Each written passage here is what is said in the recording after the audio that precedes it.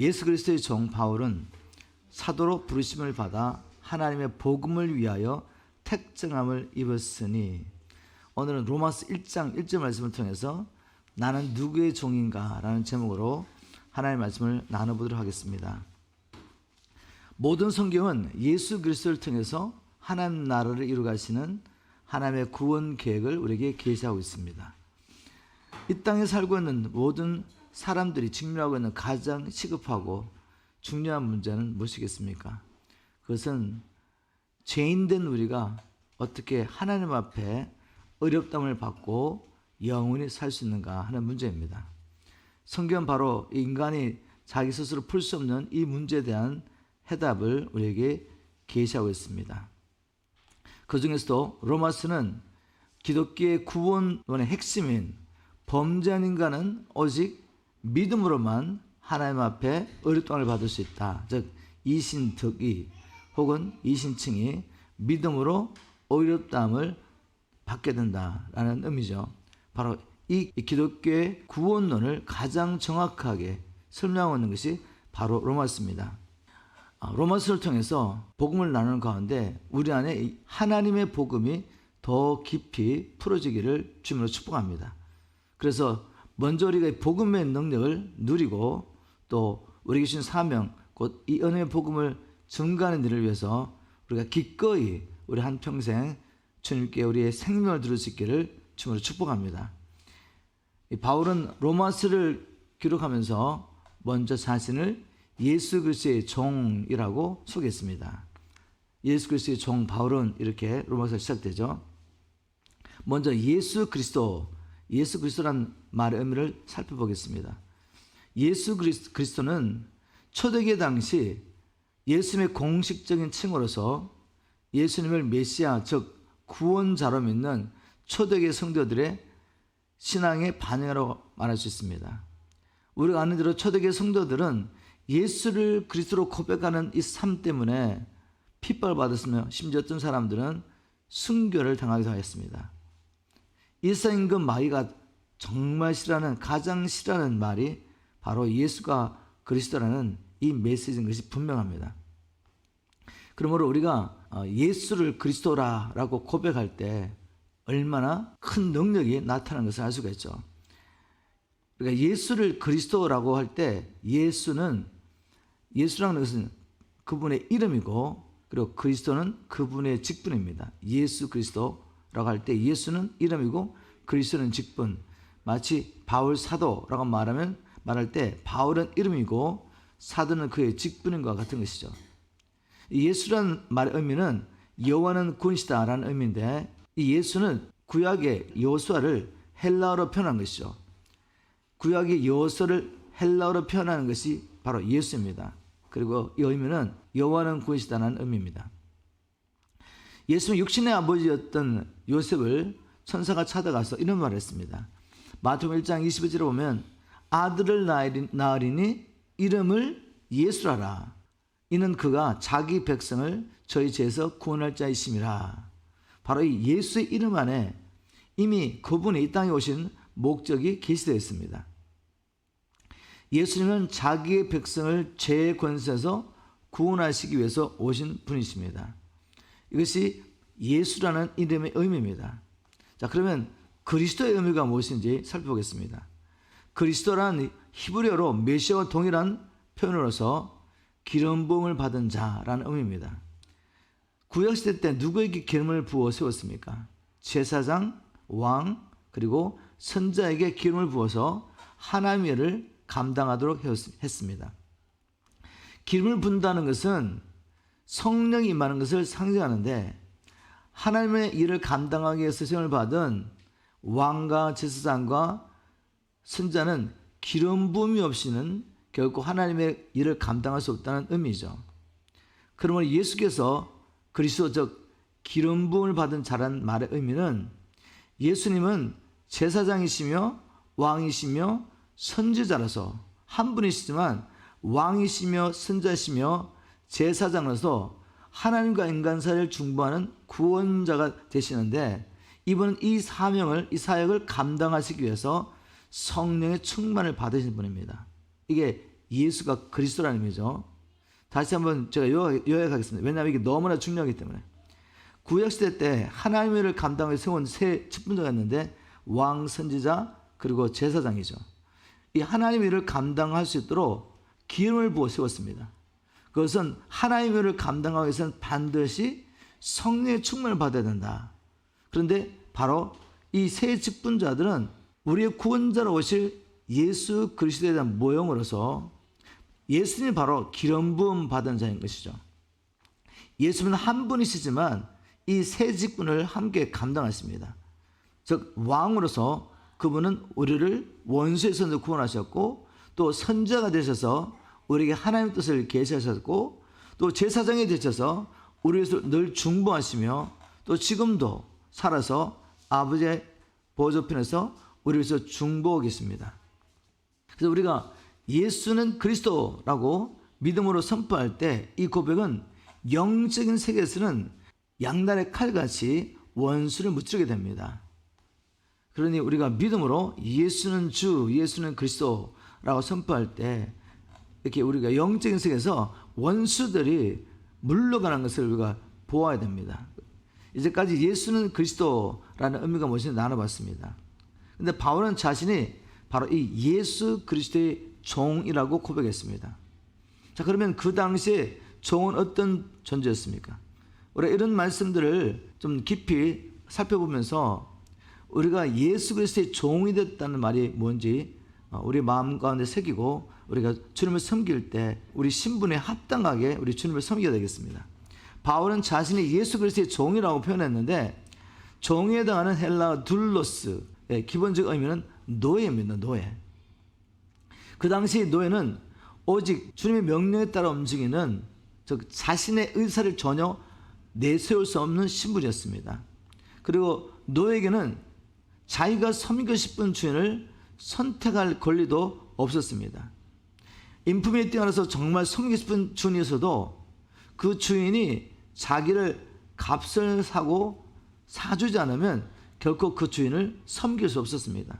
또 반면에 너무나도 포악한 주인이 있어서 저 주인은 정말 섬기고 싶지 않아. 그래도 그 포악한 주인이 값을 주고 사면 그는 그 주인을 섬기겠습니다. 이처럼 그 당시에 종, 노예는 값을 주고 자신을 산 주인의 소유였고, 그 종에 대한 주권은 오직 주인에게 있었습니다. 자, 이런 시대적인 배경으로 바울은 기꺼이 자신을 예수의 그리스도의 종, 노예라고 고백한 것입니다. 자, 우리가 이 말씀을 우리 자신에게 적용해 보겠습니다. 나는 정말 예수 그리스도의 종입니까? 나의 주권이 그분에게, 나의 소유권이 예수님께 있는 것을 믿으십니까? 아직도 기꺼이 예수님의 종이 되기를 원하지 않는 사람은, 그래서 모든 주권을 주님께 드리기 원치 않는 사람은 사실은 여전히 마귀에게 속고 있다고 보는 것이 맞습니다. 아직 복음을 온전히 깨닫지 못했기 때문에 나를 부인하고 십자가를 지고 주님을 쫓아가는 것이 복음으로, 기쁜 소식으로 여겨지지 않는 것이죠. 사실 바울도 한때 영의 눈이 가려워서 자신이 이 세상 임금을 섬기겠다는 것을 깨닫지 못했습니다. 에베소 2장 2절 3절을 현대로 섬겨보겠습니다. 전에는 여러분이 세상의 악한 길을 따르고 하늘 아래에 영령을 지배하고 있는 마귀에게 순종하며 살았습니다. 이 마귀는 현재 불순종하는 사람들 가운데 활동하는 영입니다. 에베소에 있는 성도들에게 여러분들이 예전에 세상의 악한 길을 따라가고 하늘 아래 영령을 지배하고 있는 마귀에게 순종하고 살았습니다. 이 마귀는 지금도 불순종하는 사람들 가운데 활동하고 있는 영입니다. 라고 말한 후에 바울은 에베소 2장 3절에 이렇게 시작합니다. 우리도 자신도 한때 알지 못한 가운데서 마귀를 주인으로 섬겨 살았다는 것이죠. 우리도 전에는 그들과 같이 우리 육체의 욕심을 따라 살며 육체와 마음이 원하는 대로 하여 다른 사람들과 마찬가지로 본래부터 하나님의 노여우심을 살 수밖에 없었던 사람입니다. 바울은 표면적으로는 유대인이요 바리새인 중에 바리새인이었고 누구보다도 열심으로 하나님을 섬겼지만, 그리고 자신도 그렇게 믿고 있었지만 실제로는 누구의 종이었습니까? 마귀의 노예였습니다. 주님을 만나고 성령의 빛 가운데 보니까 자신이 마귀에 속아서 하나님께 불순종하며 복음의 대적자로 살았던 것을 발견하게 된 거죠. 바울은 평생 이렇게 마귀를 주님을 섬기다가 하나님의 진노를 받을 수밖에 없는 존재였습니다.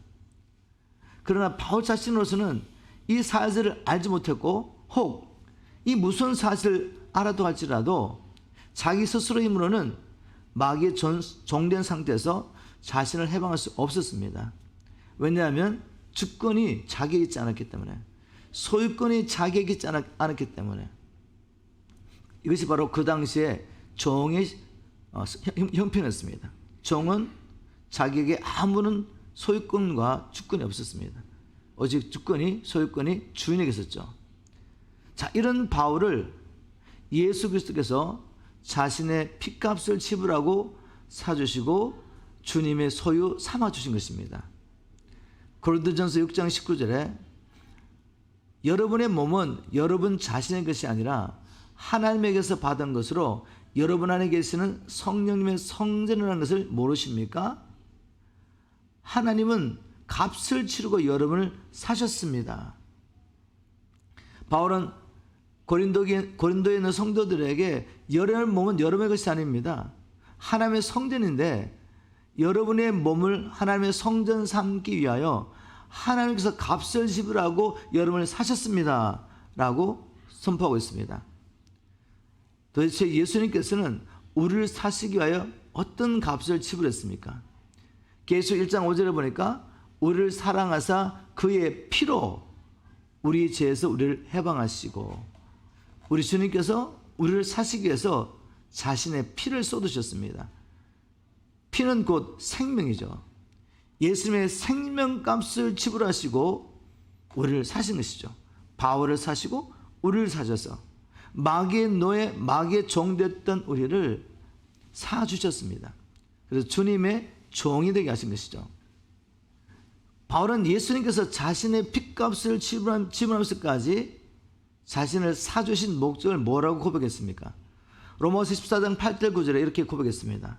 우리가 살아도 주를 위해 살고 죽어도 주를 위해 죽나니 그러므로 사나 죽으나 우리가 주의 것이로다. 이를 위하여. 우리가 마귀의 것이 아니라 주님의 종, 주님의 소유가 되는 이를 위하여 그리스도께서 죽었다가 다시 살아나셨으니 곧 죽은 자와 산 자의 주가 되려 하심이니라. 주님이 자기의 핏값을 주고 우리를 사시지 않았다면 우리는 영원히 마귀의 종노를 하면서 이 땅에서 헛된 것을 추구하며 이것저것을 얻으면 행복할 것이라고 사실은 속고 살면서 마귀의 결박 아래, 죄와 사단의 결박 아래 살 수밖에 없습니다. 그렇게 살다가 영원히 멸망할 수밖에 없는 우리를 주님께서, 우리에게는 주권이 없기 때문에, 우리에게는 소유권이 없기 때문에 주님께서 친히 자기의 생명값을 주시고 사셨는데, 그렇게 하셔서 자기의 소유 삼아주셨다는 거죠. 고린도후서 5장 10절에도 동일한 진리를 바울이 이렇게 선포했습니다. 제가 모든 사람을 대신하여 자신을 주심은, 제가 모든 사람을 대신하여 죽으심은 산자들로 하여금 다시는 자기 자신을 위하여 살지 않고 오직 저희를 대신하여 죽었다가 다시 사신 자를 위하여 살게 하랍니다. 왜 주님께서 자기의 생명을 쏟음질까지 자기의 생명값을 지불하고 우리를 사셨다고요? 우리를 자기 소유 삼기 위하여. 그래서 우리가 다시는 우리 자신을 살지 않고 육체를 따라 살지 않고 주를 위해 살게 하랍니다. 우리 육체를 따라 살면 어떻게 됩니까? 마귀를 주인으로 섬겨야 되고 그 끝은 결국 영원한 멸망입니다. 그래서 주님께서는 우리를 자기 핏값으로 사주시고 이제는 주를 위해 살게 하시고 그 끝은 무엇입니까? 이 땅에서 우리가 성령 안에서 자유함, 성령 안에서 의와 평강과 희락을 누리며 자연 가운데 살게 되고 또 그 끝은 영원한 생명입니다. 바로 이를 위해서 예수님께서 죽으시고 부활하시고 우리의 주가 되셨다고 바울은 선포했습니다. 바울은 예수 그리스도의 종이 되고 난 다음에 그때부터 어떻게 살았습니까? 이제는 그전까지 자기가 세상에서 자랑했던 모든 것을 버렸습니다. 바울은 자신이 선택함을 받은 유대인이라는 자부심을 버렸습니다. 또 바리새인 중에 바리새인으로 살면서 율법에 의로운 험이 없다고 여겼던 그 자랑을 버렸습니다. 그리고 그 당대 유대 사회에서 가장 존경받던 랍비였던 가말리엘 문화에서 율법을 배웠다는 것도 버렸습니다. 또 바울은 헬라 문화의 3대 중심자 하나였던 길리기아 다소에서 태어나 헬라 철학에 정통한 자라는 이 자부심, 이것도 버렸습니다. 또 바울은 로마 시민권자였는데 이것도 버렸습니다. 이 모든 배경으로 인해서 그가 누렸던 세상의 부귀의 영화를 배설물처럼 여기며 버렸습니다. 그 모든 것을 버림의 결과는 뭐였습니까? 진정한 자유였죠. 예수 그리스도 안에서 그는 모든 일에 자족하는 법을 배웠습니다. 사실 그가 주님을 만나기 전에 자랑스럽게 여겼던 것, 그 모든 것들이 결국은 마귀가 바울을 꽁꽁 묶어놓고 자기 뜻대로 바울을 이용했던, 마귀가 사용했던 밧줄과 같은 것이었죠. 세상의 자랑, 세상의 부귀영화, 이 모든 권세, 사람들이 그렇게 추구하며 얻기를 원하는 그 모든 것이 결국은 마귀가 그들을 묶어놓기 위해서 사용한 밧줄과 같은 것입니다.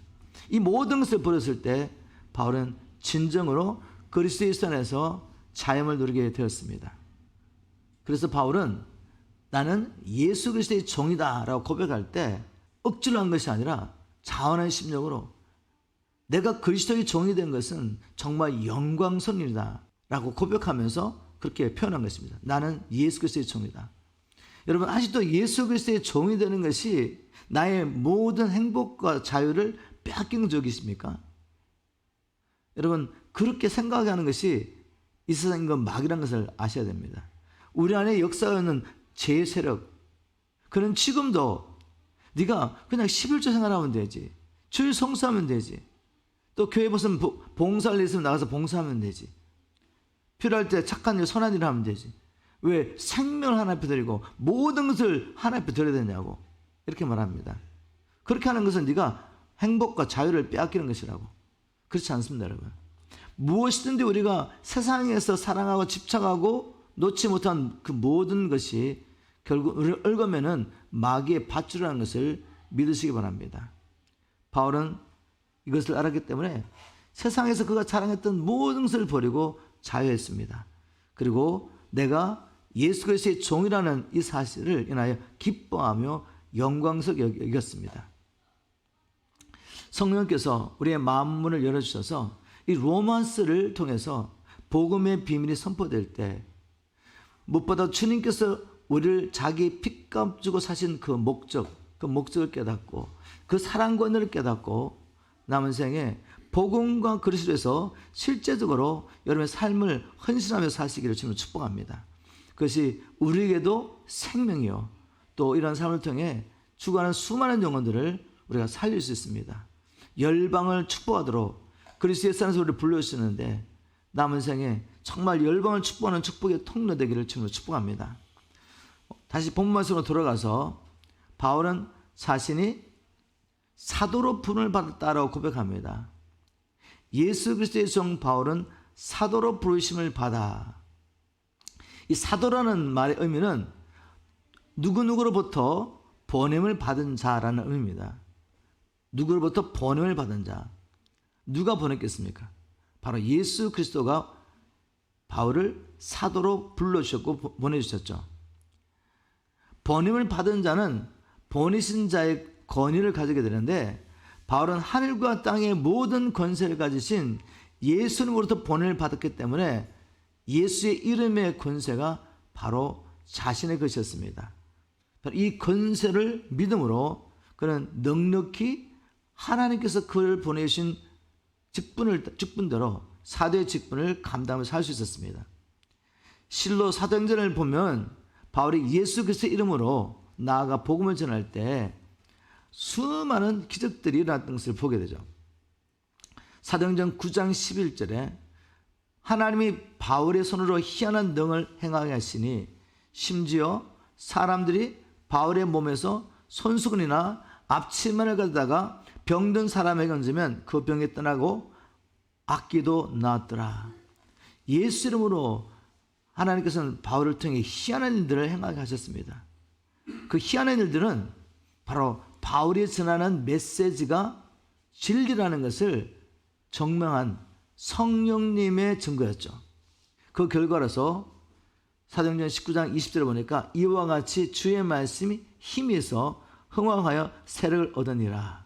즉 바울을 통해 이 복음이 능력 있게 전파되며 이 복음을 받지 못했다면은 마귀의 권세 아래서 고통당하며 멸망할 수밖에 없는 수많은 영혼들이 하나님 앞에 돌아왔던 것입니다. 예수 그리스도께서 아버지 하나님께서 거하실 성전이 바울의 삶을 통해서 준비됐던 것이죠. 얼마나 복된 삶인지 모릅니다. 바울뿐만 아니라 믿는 자들 우리 모두가 바울처럼 사도의 직분을 받은 건 아니지만 바울처럼 예수 그리스도의 이름으로 번영을 받은 자입니다. 요한복음 17장 18절에 아버지께서 나를 세상에 보내신 것 같이 나도 저희를 세상에 보내었고, 저와 여러분이 주님을 믿는 자라면 우리도 주님으로부터 번영을 받은 자입니다. 그래서 우리에게 뭐가 있죠? 예수 그리스도의 이름에 권세가 있습니다. 마태복음 28장 18절에도 예수께서 나와 일러가라사대 하늘과 땅의 모든 권세를 내게 주었으니 19절에 그러므로 너희는 가서 모든 족속으로 제자 삼으라. 지금 누가 보냈습니까? 하늘과 땅의 모든 권세를 가지신 예수님께서 저와 여러분들을 세상으로 열방을 향하여 제자 삼으라고 보내신 줄 믿으시기 바랍니다.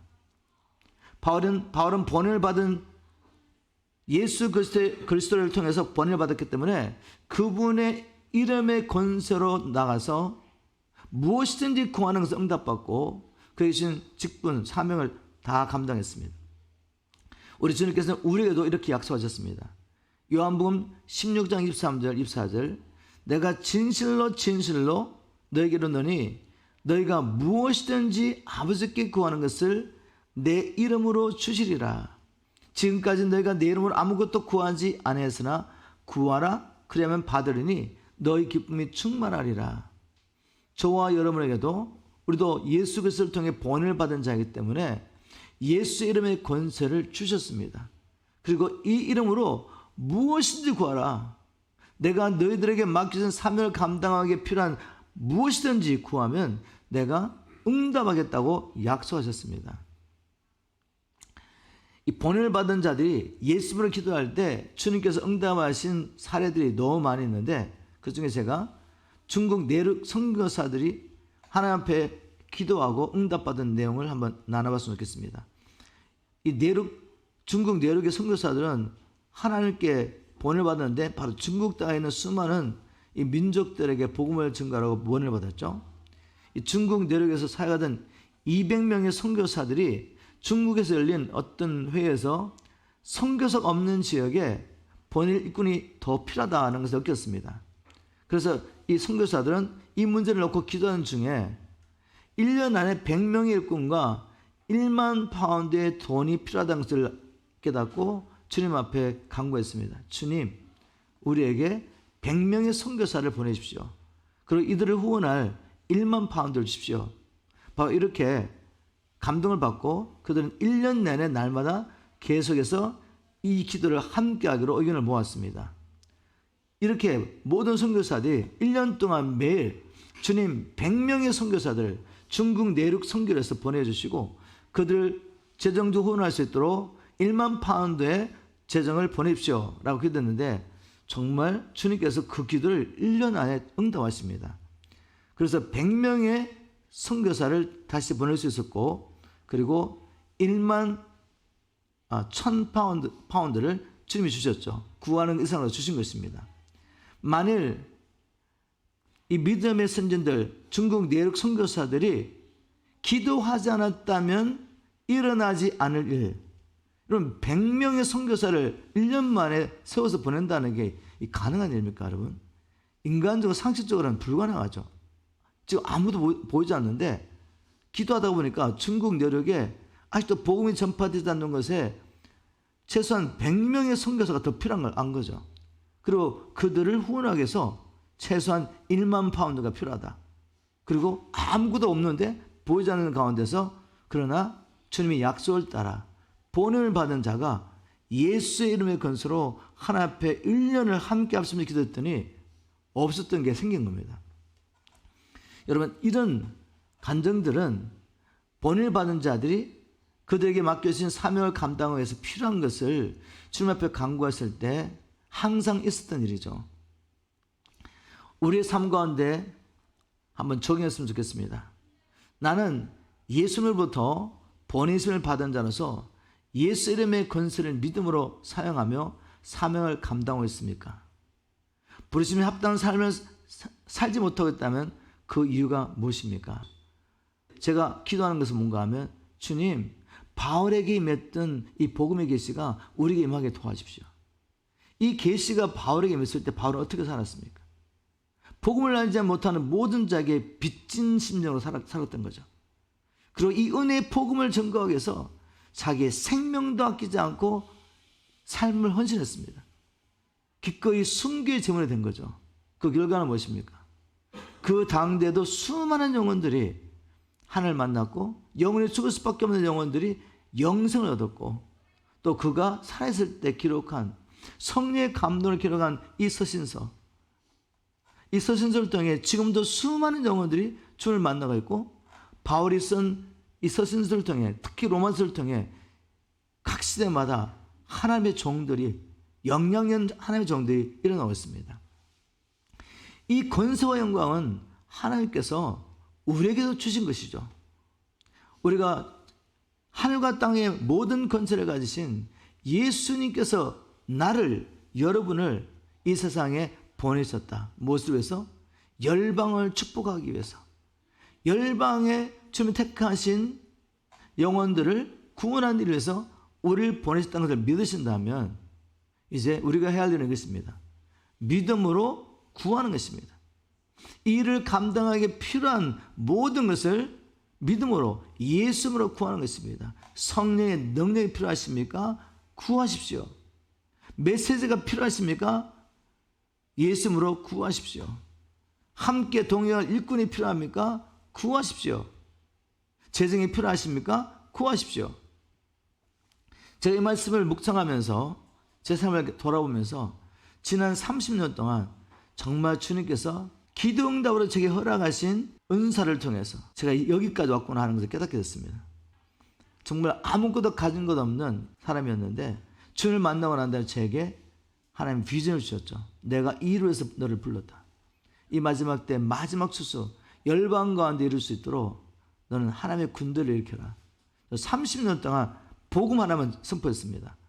그리고 주님께서 감동하신 대로 어디를 보내시면 순종해 갔고 주님께서 감동하시면 기도했습니다. 그리고 주님께서 이만큼 저를 사용하신 거죠. 그런데 주님께서 저를 통해 하시기도 약속하신 일에 정말 100분의 1도 아직 제가 감당을 못하고 있습니다. 그러나 나를 불러주신 그분, 내가 무슨 자격이 있어서 부름을 받은 것이 아니라 자격 없는 나를 은혜로 불러주시고 창세전 일을 계획하신 그 하나님을 믿고 나를 보내신 그분을 믿음으로 저는 지금도 기도하고 있습니다. 주님, 5대양 6대주에 이 마지막 때 군대를 일으킬 센터를 세워주시고 그 센터를 통해서 정예 부대들 300의 용사와 그들을 통해서 마지막 추수에서 100만의 군대를 허락해 주십시오. 저를 통해 복음을 받은 자가 또 나가서 복음을 전하고 제자를 삼으면서 아마 천국에 갔을 때는 제가 구하는 것, 생각하는 것 이상으로 넘치도록 주님이 하실 것을 믿습니다. 저뿐이겠습니까? 주님께서 여러분도 불러주셨습니다. 부르심에 합당한 삶을 살며 사명을 다 감당하고 주님 앞에 서기를 주님으로 축복합니다. 또 말씀으로 돌아가겠습니다. 오늘 본 말씀 보니까 바울은 자신이 하나님의 복음을 위하여 택함을 받았다라고 고백했습니다. 사도로 부르심을 받아 하나님의 복음을 위하여 택정함을 입었으니 바울이 이 시점에서 예수 그리스도의 복음이라고 말하지 않고 하나님의 복음이라고 소개하고 있는 이유가 뭘까? 바울은 자신을 예수 그리스도의 종이라고 이제까지 소개했기 때문에 예수 그리스도의 복음이라고 말하는 것이 자연스러운데 굳이 하나님의 복음이라고 소개했습니다. 그렇게 말한 이유는 이 복음에는 예수 그리스도를 통해 죄인을 의롭당하시는 하나님의 구원 계획이 계시되었기 때문에 하나님의 복음이라고 표현한 것입니다. 복음은 좋은 소식, 영어로는 good news이죠. 무엇이 good news입니까? 무엇이 기쁜 소식입니까? 죄로 인해 영원히 멸망받을 수밖에 없는 인간이 하나님의 아들 예수 그리스도 안에 있는 대속, 즉 예수님께서 우리의 죄를 대신하여 죄값을 집어넣으셨다. 바로 우리가 그것을 믿음으로 말미암아 값없이 이 죄인이 하나님 앞에서 의롭다함을 받고 영원히 살 수 있게 됐다. 이 소식보다 더 기쁜 소식이 어디 있겠습니까? 바로 이것이 복음입니다. 복음. 바울은 자신이 이 복음을 위해서 이 복음 전하는 일에서 택정함을 받았다라고 고백했습니다. 택정함을 입었다는 말을 이제 현대의 성경은 거룩하게 구별되었다. 시험의 성경은 따로 세움을 받았다라고 각각 번역했습니다. 따로 세움을 받았다, 택정을 받았다. 바로 이 동일한 단어가 사도행전 13장 2절에 보면 주를 섬겨 금식할 때 성령이 가르사대 내가 불러 시키는 이 일을 위하여 바나바와 사울을 따로 세우라 라고 할 때 동일한 택장을 입었다라는 헬라어가 사용되었습니다. 그러면 하나님께서 복음을 위해서 바울을 따로 불러 세웠다고 말했는데 언제 이 일이 일어났냐 그죠? 언제 주님께서는 이 복음을 위해서 바울을 따로 불러 세우려고 작정하신 얘기입니다. 에베소 1장 4절에 곧 창세전에 그리스도 안에서 우리를 택하사, 바로 창세전에 택정하셨습니다.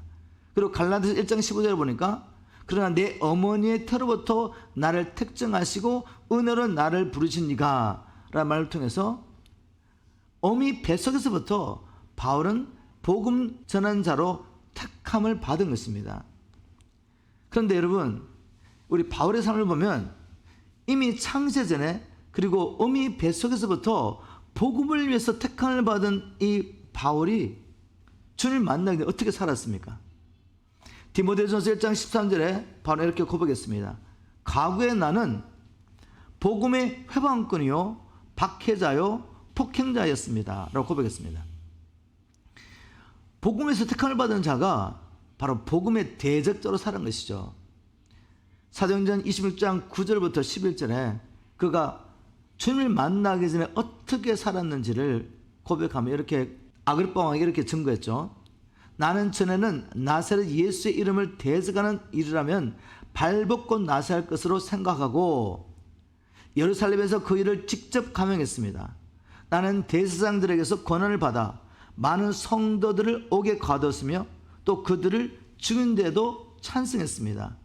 그리고 모든 회당을 돌아다니면서 그들을 처벌하고 강제로 예수님을 저주하게 했습니다. 여러분, 복음 전하는 그리스도인들을 잡아가지고 강제로 예수 그리스도를 저주하게 하면 어떻게 해야 되죠? 고문입니다. 고문을 하면서까지 예수를 부인하게 하려고 하는데 안 되는 거 어떻게 하죠? 죽는 대로 넘겨주는 거죠. 죽이는 데 찬성하고. 더욱이 그들에 대하여 화가 머리끝까지 치밀어 오른 나는 외국의 여러 도시에까지 가서 신자들을 괴롭혔습니다. 누가요? 하나님의 창세전에 어미 뱃속에서부터 이 복음을 전하는 자로 사도로 택함을 받은 바울이 이렇게 나사렛 예수를 대적하는 사람이었다는 것이죠. 주님께서 이것을 다 알고도 그를 택해 주셨습니다. 이 사건을 통해서 우리가 알 수 있는 게 무엇입니까? 바울이 왜 이렇게 복음에 붙잡혀서 미친 사람처럼 복음을 전하는지 우리가 알 수가 있죠. 바울은 자신은 영원히 하나님의 진노를 받을 수밖에 없다는 것을, 하나님의 진노를 받고 영원의 형벌을 받아 고통을 받는 것이 마땅하다고 생각했습니다. 그런데 이런 자기를 용서하고, 이런 자신의 죄를 용서하고 그를 하나님 앞에 죄 없다, 의롭다고 인정해 주기 위해서 자기가 핍박했던 예수님이 생명을 주신 것을 깨달았을 때 하나님의 풍성한 은혜를 깨닫게 됩니다. 그리고 내가 죄인 되었을 때 나를 살리려고 독생자를 주신 하나님의 사랑이 무엇인지 깨닫게 됩니다. 이 말로 다 할 수 없는 큰 사랑과 은혜를 입었던 바울은 남은 생에 복음의 빚진 자로서 복음을 알지 못하는 자에게 생명을 걸고 이 복음 전하는 전도자로 살 수밖에 없었던 것이죠. 자, 우리가 이것을 이 바울이 일어났던 일을 우리에게 한번 적용해 봤으면 좋겠습니다. 첫 번째, 지금 여러분의 사랑하는 가족 가운데 복음을 대적하는 가족이나 또 복음을 위해 전혀 쓰임 받을 것 같지 않는 가족이 보입니까? 그런데 하나님께서 그 가족을 위해서 주님이 기도할 마음을 주시죠.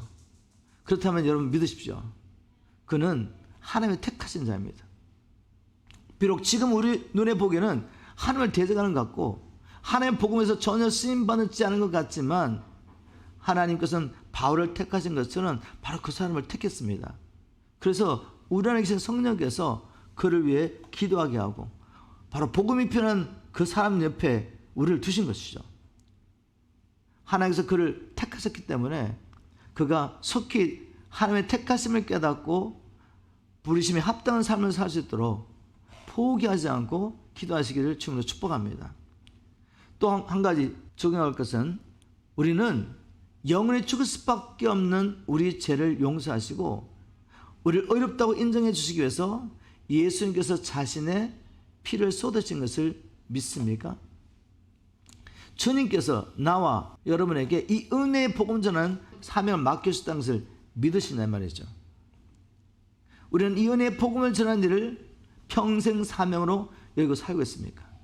한번 여러분 자신에게 물어보십시오. 만일 우리가 이 모든 사실을 모르는 아는데 말씀을 따라 살지 못하겠다면 로마서는 바로 여러분을 새롭게 하고 부흥케 하시기 위해서 주님이 주신 메시지입니다. 잘 들으십시오, 여러분. 여러분은 이런 고민 있지 않습니까? 주님, 알기는 알겠는데 살아낼 수가 없어요. 그 말은 뭐죠? 믿음이 연약하다는 것이죠. 내 안에는 속사람이 강건하지 않다는 것이죠. 바로 여러분이 그런 분이라면 바로 로마서는 여러분을 위한 것입니다. 왜냐하면 바울이 로마서를 로마에 있는 성도들에게 기록한 목적이 뭔가 하면 로마서 1장 11절을 보니까 내가 이처럼 간절히 여러분을 방문하고 싶어 하는 것은 바울은 실제적으로 로마에 가서 이 복음을 로마 교회에 있는 성도들에게 이미 예수를 믿고 그리스도인이 된 이 성도들에게 이 복음을 전하기를 원했습니다. 그런데 상황적으로 갈 수가 없었어요. 그래서 로마서를 기록했다고 지난 시간에 제가 나눴죠. 바로 이렇게 말합니다. 내가 이처럼 간절히 여러분을 방문하고 싶은 것은 여러분에게 신령한 은사를 나누어 드려 신령한 은사를 나누고 싶다고 그랬는데 신령한 은사는 로마서를 연구해보면 아시겠지만 다른 것이 아니라 바울이 받았던 복음의 계시입니다. 예수 그리스도께서 바로 주신 이 복음의 계시죠. 이 신령한 은사를 나눠줘서 목적이 뭐죠?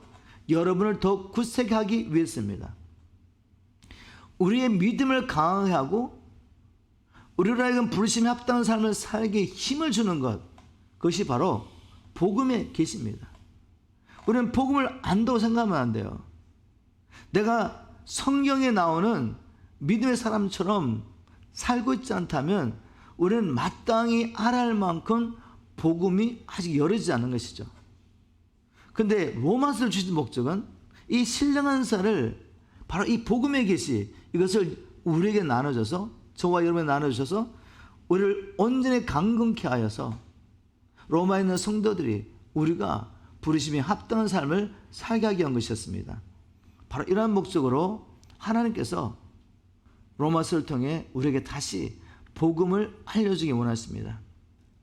이 복음이 열어져야지 우리가 남은 생에 이 복음의 능력을 우리의 삶 가운데 누리고 또 이 복음을 전하는 사명을 감당할 수 있습니다. 말씀을 들어가겠습니다. 오늘 말씀의 제목은 나는 누구의 종입니까? 였습니다. 여러분 누구의 종으로 살고 있습니까? 예수 그리스도의 종이지만 부르심에 합당한 삶을 살지 못해서 힘들어 계십니까? 늘 그것이 여러분의 신앙생활의 갈등이요 돌파해야 될 이슈라면 로마서 말씀을 나누는 동안에 바울이 로마 교회 성도들에게 나눠주기 원했던 신령한 은사를 사모하시며 그것을 받으시기를 주님으로 축복합니다. 다시 말해서 복음이 열어지기를 주님으로 축복합니다.